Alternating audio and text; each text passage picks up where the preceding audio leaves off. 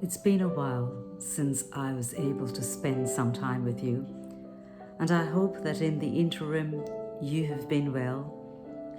And even if you haven't, I hope and pray that you have felt the peace that passeth all understanding that only God can give. I hope and pray that you and your family have had a peaceful, blessed, and enjoyable weekend.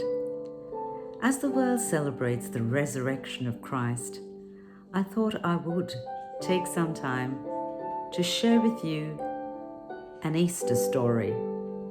It's fictional, of course, but it has a good lesson for each one of us.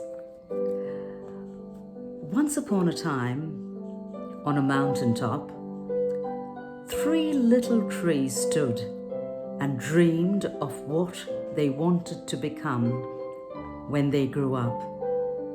The first little tree looked up at the stars and said, "I want to hold treasure.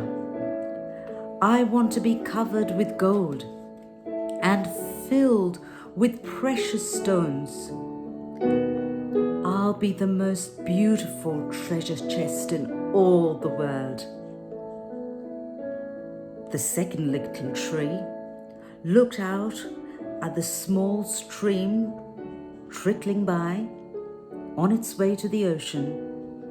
"I want to be traveling mighty waters and carrying powerful kings.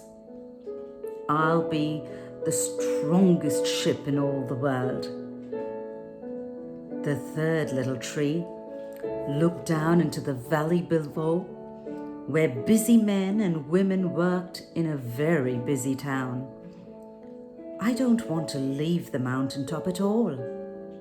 I want to grow so tall that when people stop to look at me, they raise their eyes to heaven and think of God. I will be the tallest tree in all the world." Years passed. The rain came, the sun shone, and the little trees grew tall. One day, 3 woodcutters claimed each tree when they climbed that mountain. The first woodcutter looked at the first tree and said, "This tree is beautiful. It is just perfect for me."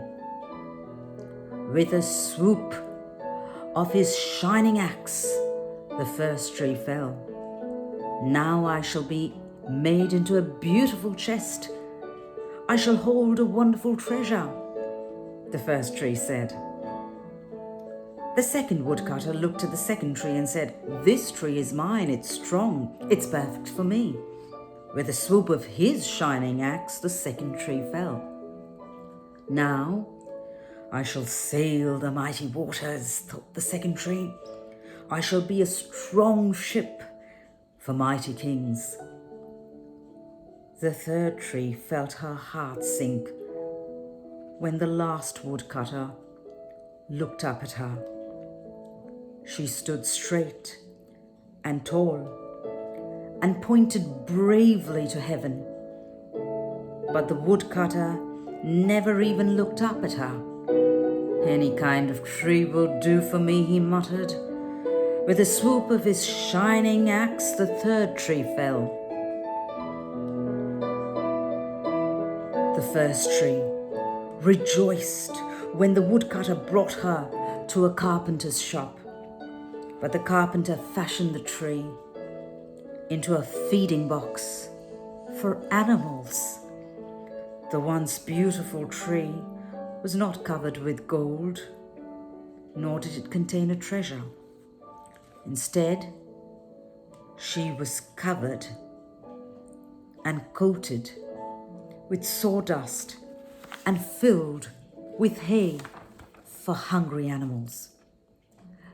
The second tree smiled when the woodcutter took her into his shipyard.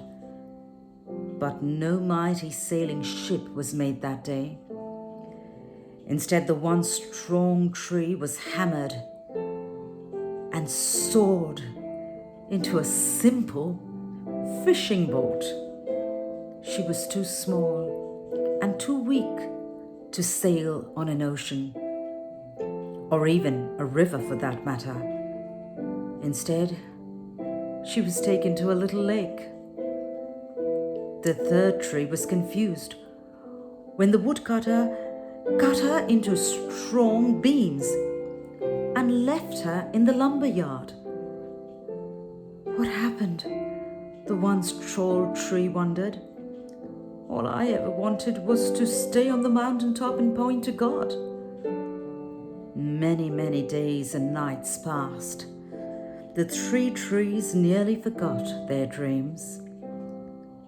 But one night, golden starlight poured over the first tree as a young mother placed her newborn baby in the feeding box. I wish I could make a cradle for him, her husband whispered. The mother squeezed his hand and smiled as the starlight shone on the smooth and sturdy wood. This manger is beautiful, she said. And suddenly, the first tree knew he was holding the greatest treasure in the world. One evening, a few years later, a tired traveler and his friends crowded into an old fishing boat.